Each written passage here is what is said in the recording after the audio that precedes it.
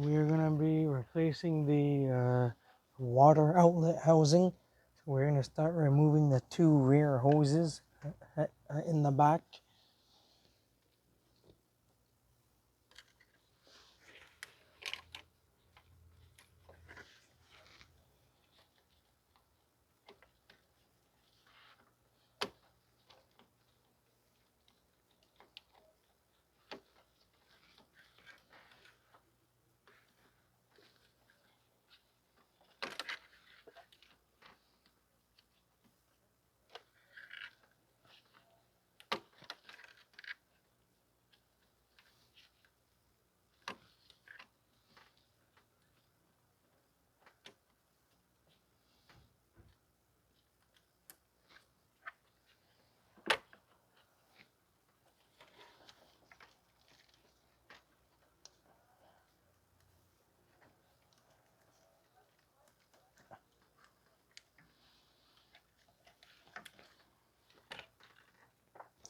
Make sure you do not mix up the hoses when you reinstall this back onto the new part. So that's one hose. Now we have to do the other one that's in the back here.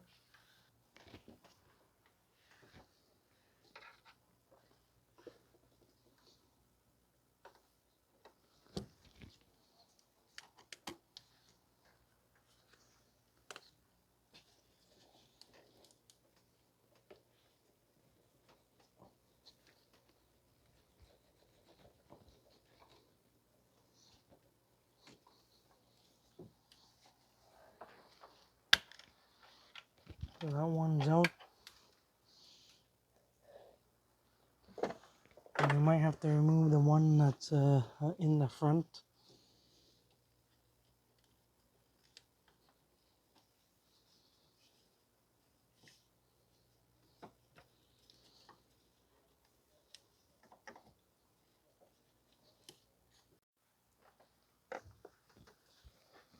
There's one connector that's in the back here.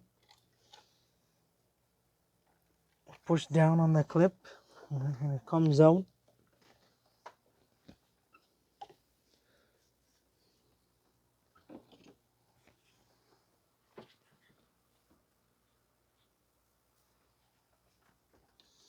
Use a trim tool to get this off.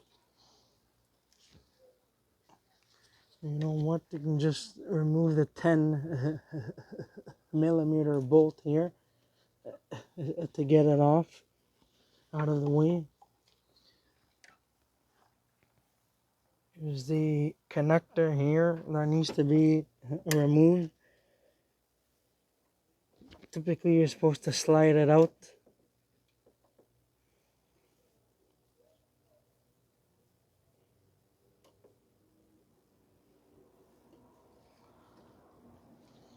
We're just going to leave that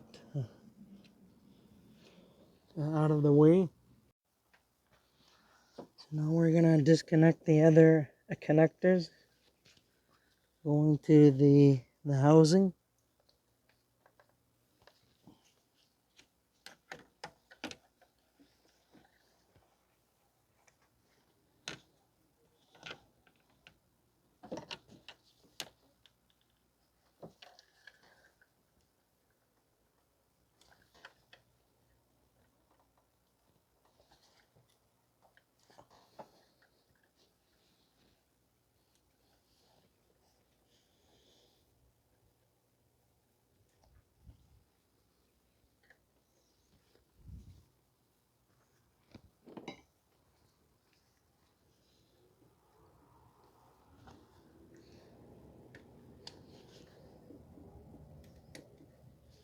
This one has a tab here.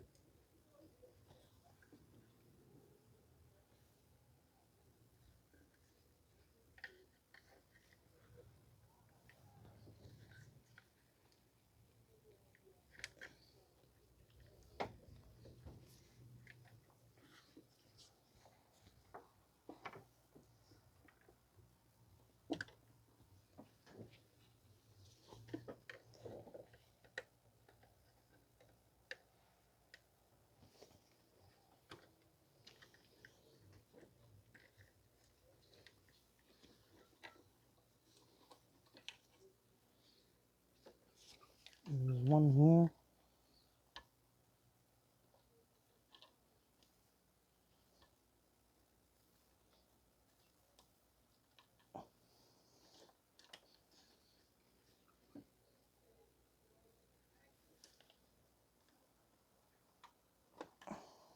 You need to squeeze hard on that one in order to get it out. There's a 10 mil here.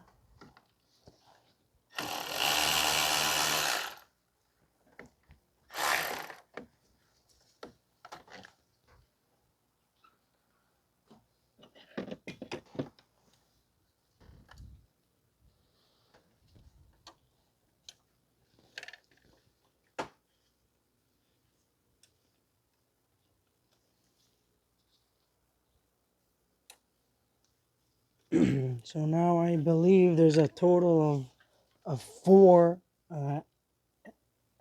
E10 Torx bolts that's holding the thermostat housing in place. So you need to get those off.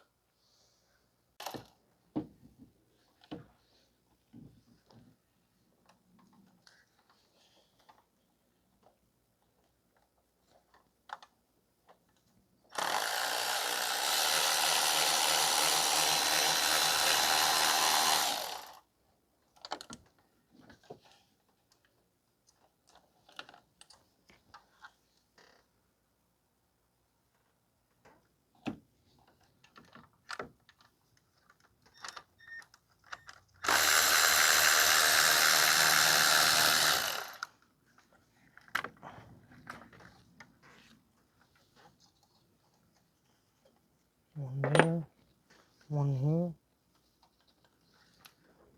I know it's a bit hard to see here. It's very difficult to film. One here.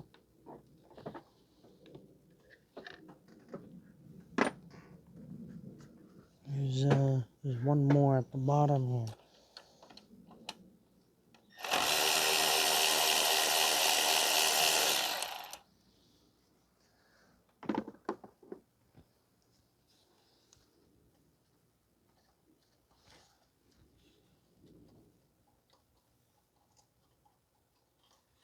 I believe the bolts are all the same sizes, all 4.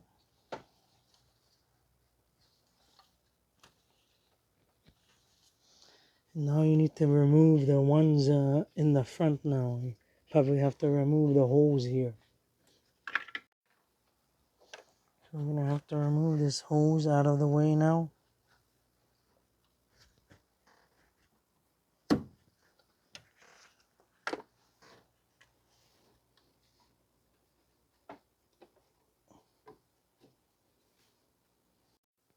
Now there are an E10 in the front here. 1, 2, 3.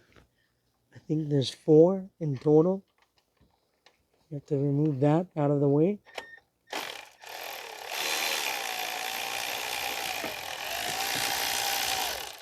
Be careful to not lose these bolts.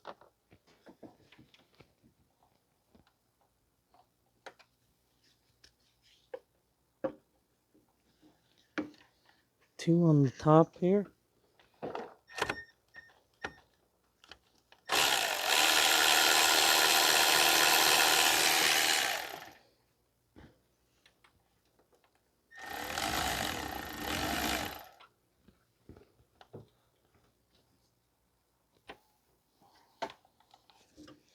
There's 2 at the bottom.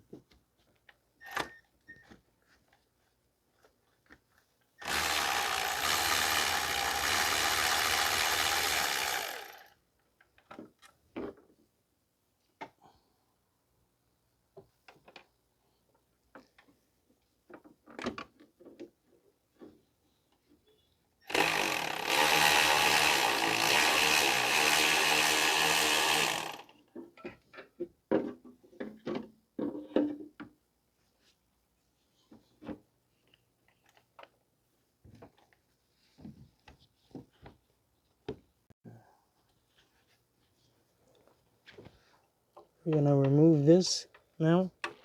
Trying to see if there's any more bolts holding it in place.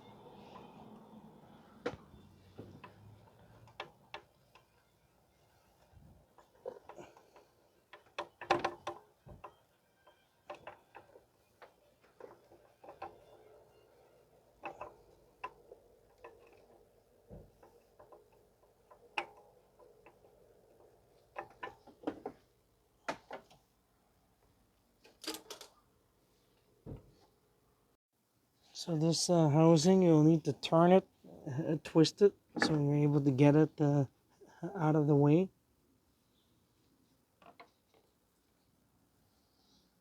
I believe there is a bottom pipe that's connected here.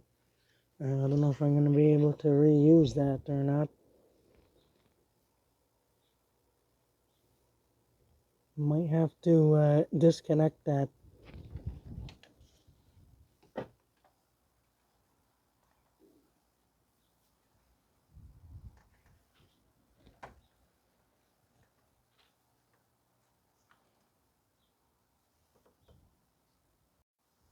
It's hard to see there, but there's a 210 millimeter for the pipe. The gray silver.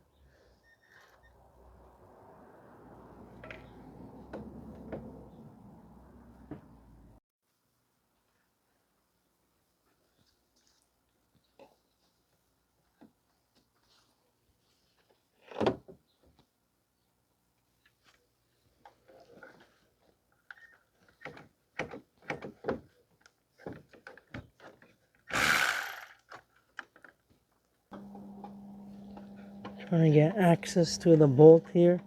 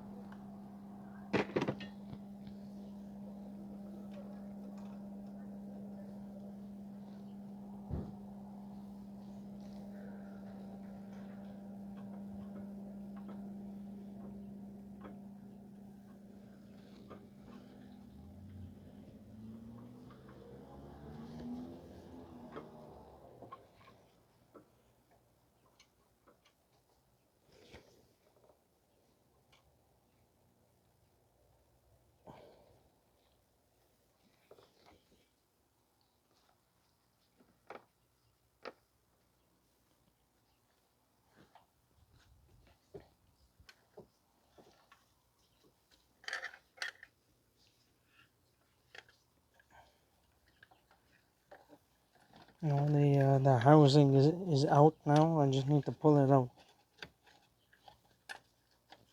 And after that, I need to clean the surfaces on the engine after. So this is what it it looks like after I pull everything out and broken here in the inside. You can see that the seal is really smushed here. And there's a pipe here as well that seals onto there. The silver pipe at the bottom. You can see that there's a seal here that seals against the plastic.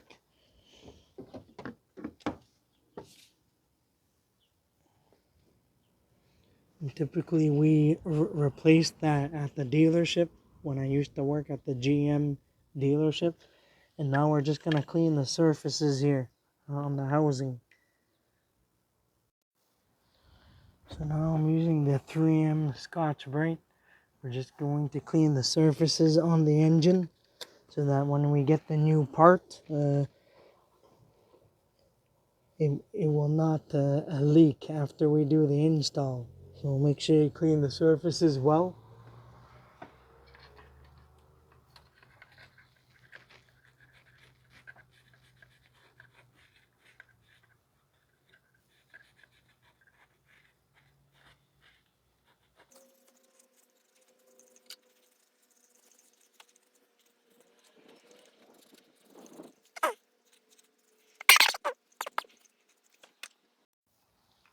So I'm done cleaning the surfaces. We're just gonna spray some brake cleaner.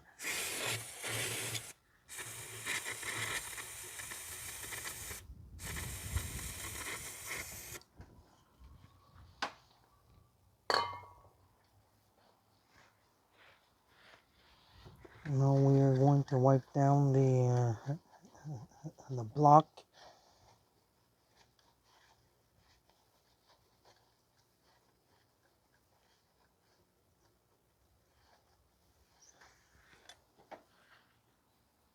So the customer got me some new parts here. He got me an all metal part here. Comes with the thermostat housing and everything, along with the sensors.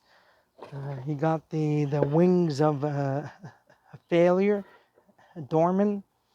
I call them the wings of failure because I've had a lot of problems, but this may be okay. So this is the part number here. And then the new gasket. You just need to bolt it on. And now I didn't show the removal of the pipe. This was the old pipe. You just you pull it out. It just comes right out. That's it. It's the seal that holds it in place. So we are replacing this as well. This is the old one, and this one is the updated part. This one is the new one. Just make sure you lubricate the seals with coolant first before you put it in. So we are going to install the new pipe. We just need to slide it in.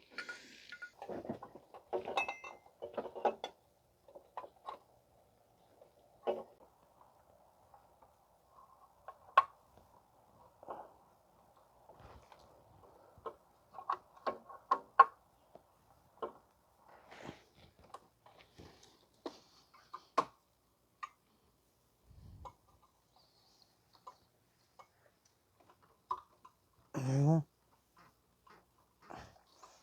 Make sure it snaps in place.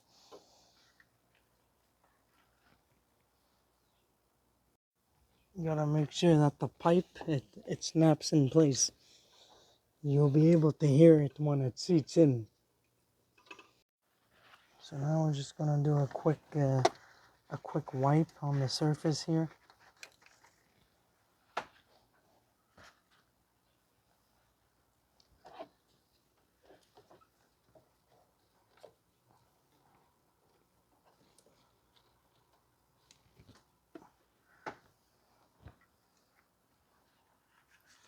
I'm gonna install the housing.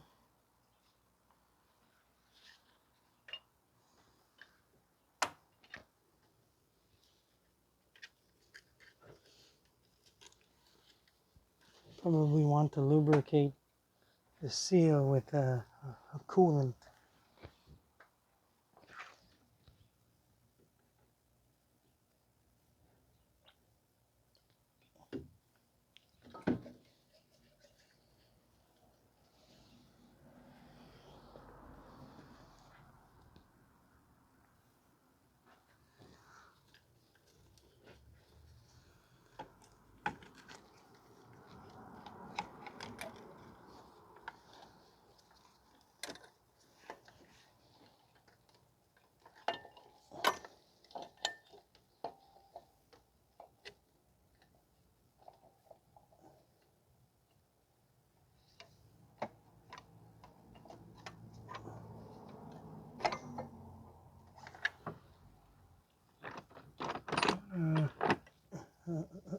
Install the bolts.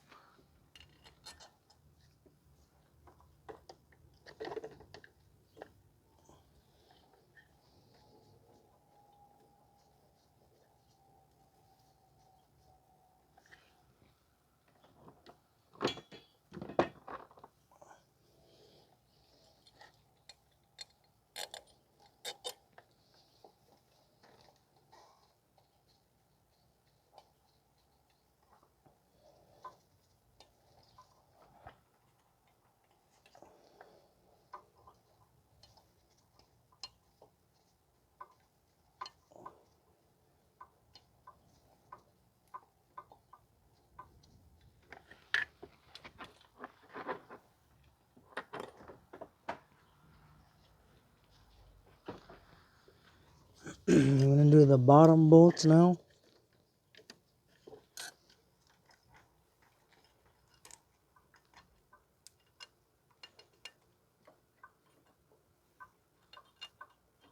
Make sure you get all the bolts in first before you tighten anything down.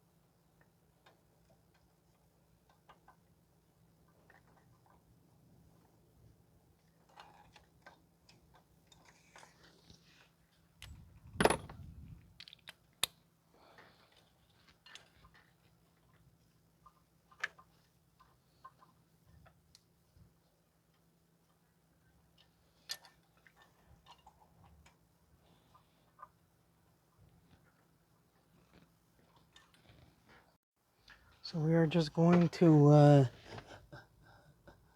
snug down the bolts a little bit, not tighten it all the way in a crisscross fashion.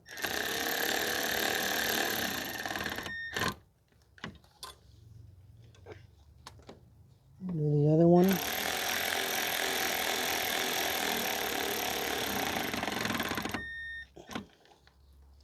One at the bottom here.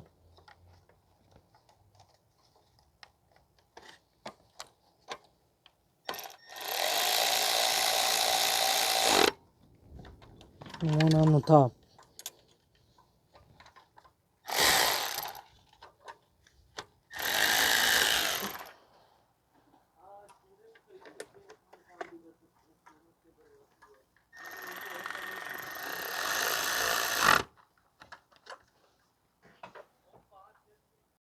Now we have to do the two bolts at the bottom that's on the pipe.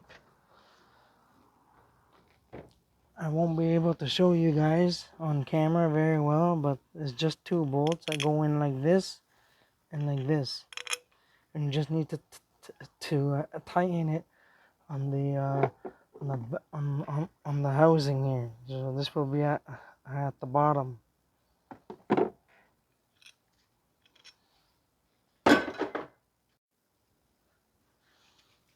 I'm going to put the bolts in now.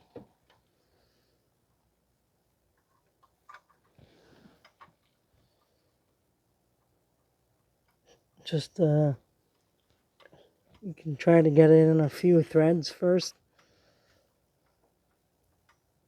for each one.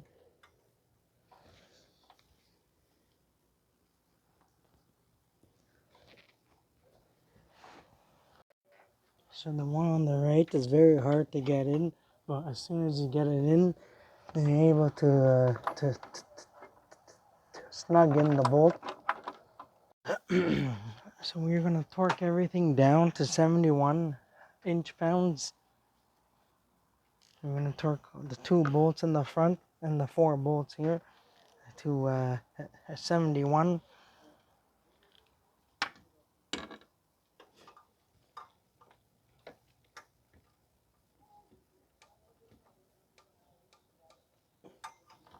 On the other side here, very hard to get to because the transmission cable is in the way.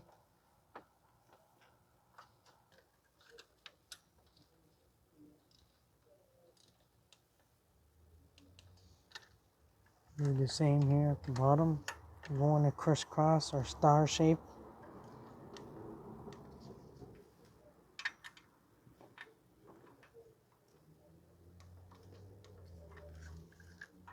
On top. Do the same again. Torque everything down.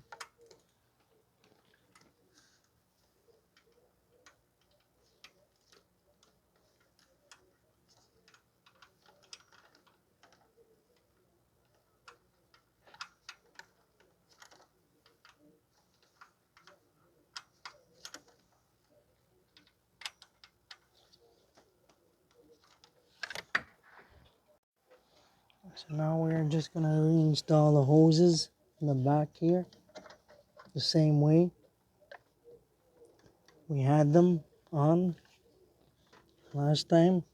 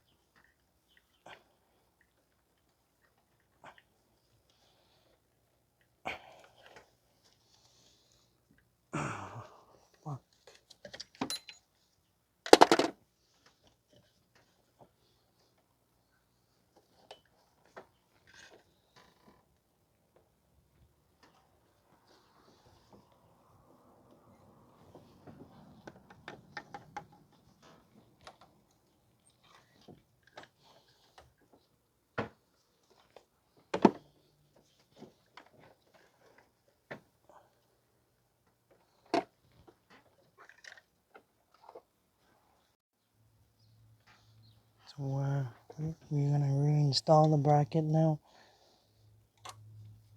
I have a new nut. I lost the old one. I'm not sure where it is, so we're going to install a new nut on the stud here.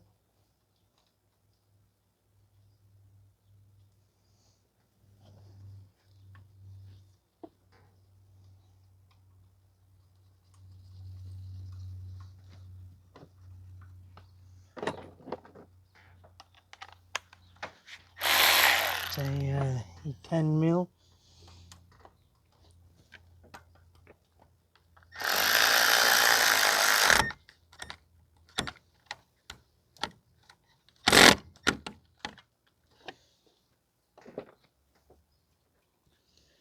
Now I just need to reinstall the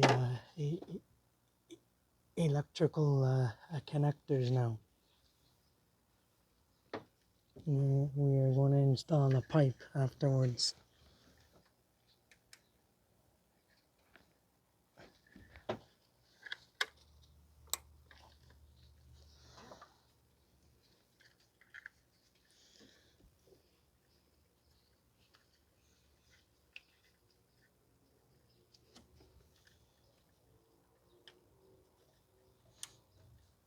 Make sure everything clicks into place. The one that's in the back here.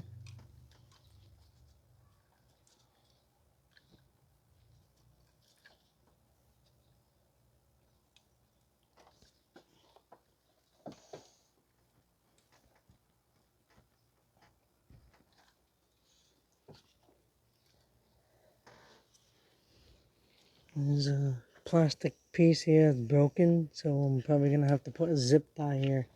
I'm going to remove this and zip tie the O2 sensor, or air fuel sensor.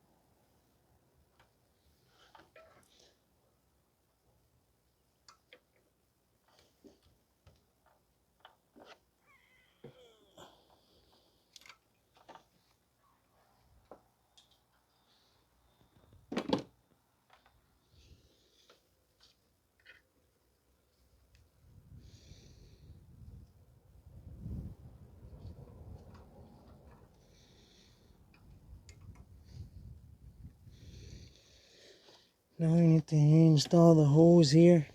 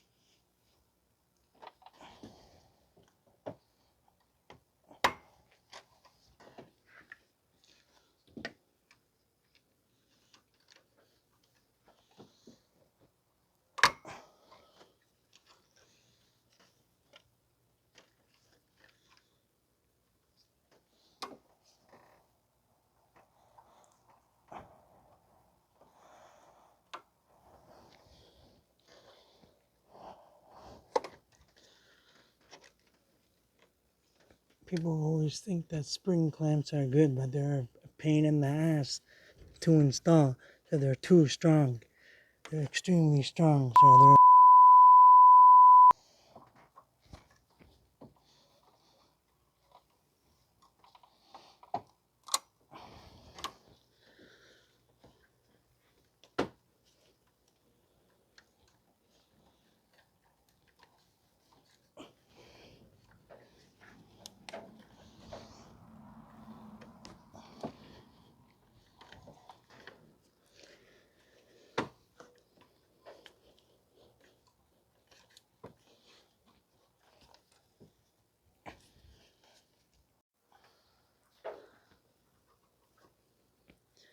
So we're going to install the, the zip tie here.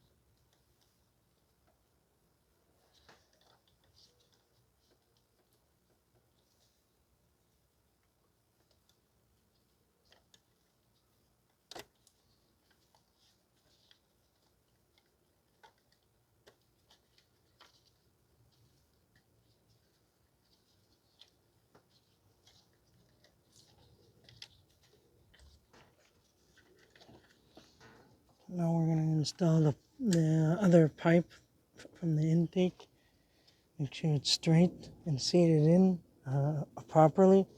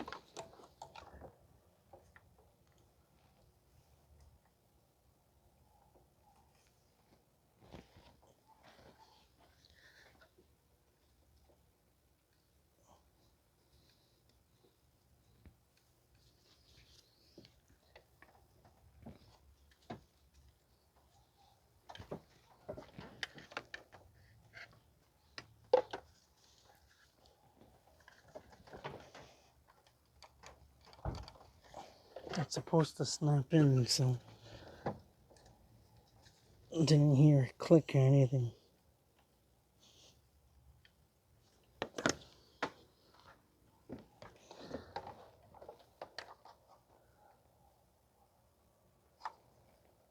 But it's holding against the bottom here.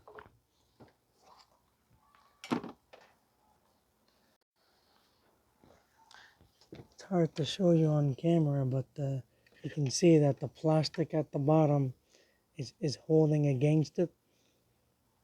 But I don't know if you guys will be able to see. So underneath here, underneath here, the plastic is holding onto the metal there. I found the old nut. It was sitting underneath the flashlight. There's a magnet at the bottom of the flashlight. So now once you're done, just top up the cooling system.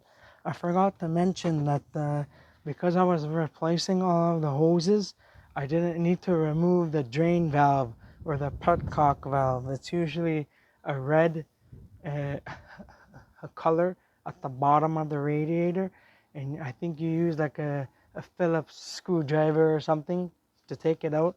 Usually I don't take those out because sometimes the seal, it doesn't seal properly. So you're best to remove the lower radiator hose to do a drain and fill of the radiator. So I just remove the hose. I leave the drain valve alone because sometimes it causes problems, and when you try to put it back, it won't seal properly. So I'm going to top up the coolant now.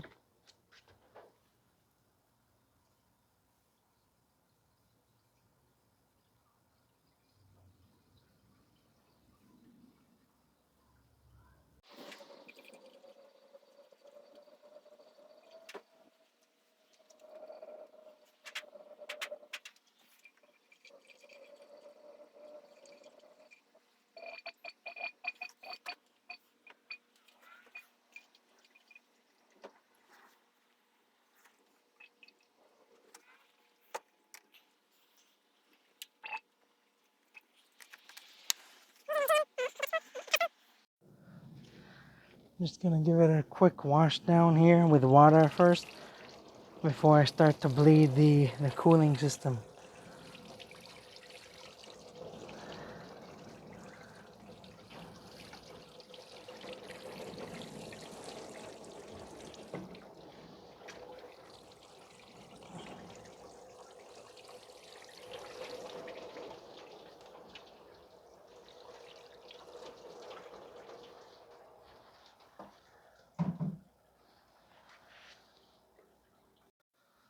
So now we are going to start the engine.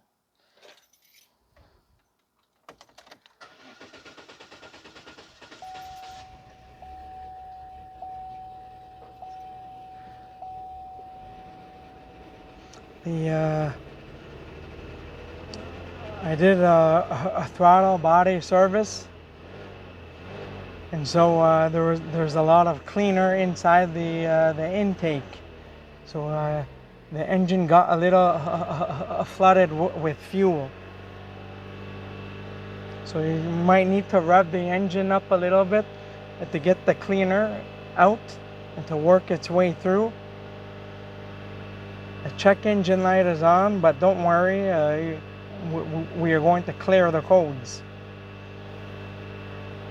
Because I did the throttle body service just now.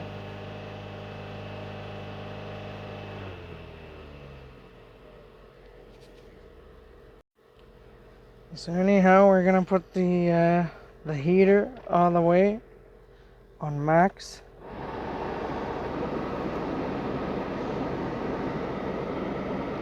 And we are going to run the vehicle for 15 minutes, and then after that we are going to increase the RPM after that. So now as the engine is running, you want to double check for leaks. Make sure there's no leaks. Have a look at it and then just idle and then idle the vehicle for 15 minutes, and then we are going to raise the RPMs after that.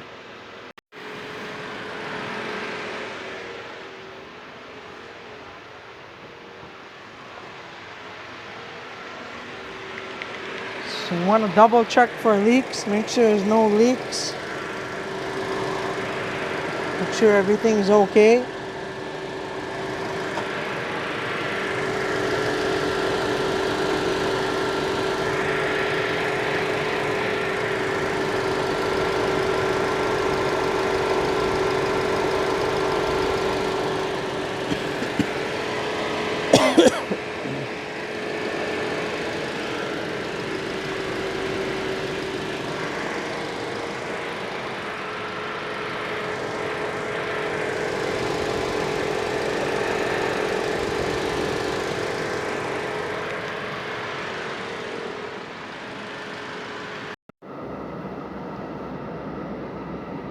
So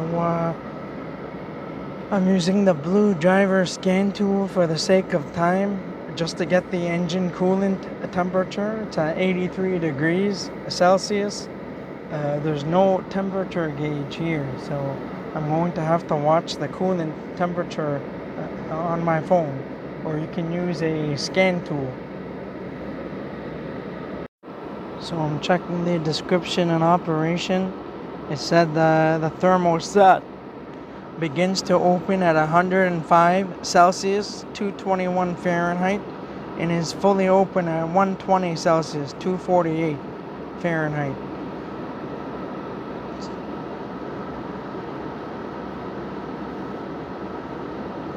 We'll try to get it at around 105 or more, and until the cooling fans come on, and then we'll stop there. And so for now, I'm just going to raise the RPMs. It's cold now. Now I'm starting to feel some heat. So raise the RPM. Keep it between 1500 and 2000. And you'll need to top up the coolant if necessary. And keep doing that until you start to feel heat coming from the vents. And also, you need to monitor the coolant temperature. So we're gonna wait. So unfortunately, I lost the audio here in these clips because my microphone died. So I was stating that I was going to wait until the vehicle is done bleeding. Then I'm going to go for a road test to confirm the repairs.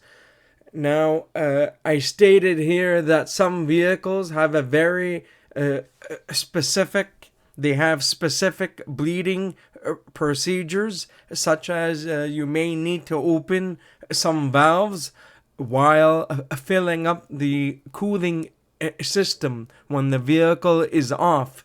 In some systems, you may need a special tool or equipment that uses vacuum to bleed all of the air out.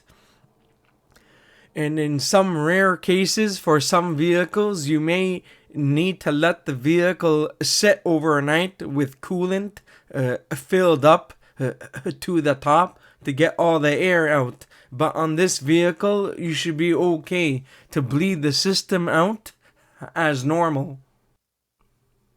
Now, I stated that if by any chance the coolant boils over before you reach the operating temperature, which is 105 degrees Celsius, in this case, when the thermostat is just about to open, you will need to shut the vehicle off and let it cool down for maybe 5 to 10 minutes, and then restart the procedure. Just make sure that when you are bleeding the cooling system, to keep the RPMs between 1500 and 2000. You don't want to go any more than that, because it will just force the coolant to get too hot. and it will not get all of the air bubbles out of the system.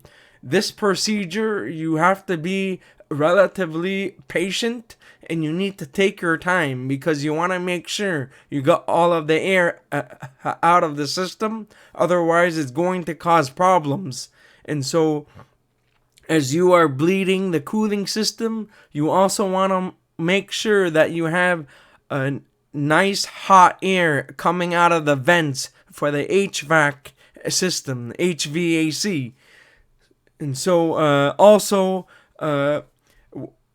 just when you're about to finish the procedure, you want to make sure that the cooling fans, they should cycle on and off at least twice, and that would signify that the cooling system is all blood, because the thermostat is now is fully open. So you want to make sure that the cooling fans have came on and off at least twice, and then that should be it.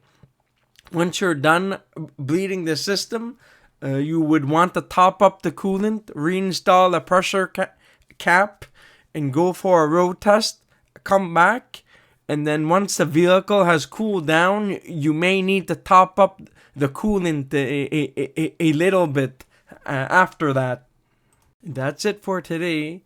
If you found this video helpful and you enjoyed this video, please don't forget to give it a like, and please consider subscribing to my channel if you're not already a subscriber, and I'll see you guys next time. Have a good day and take care.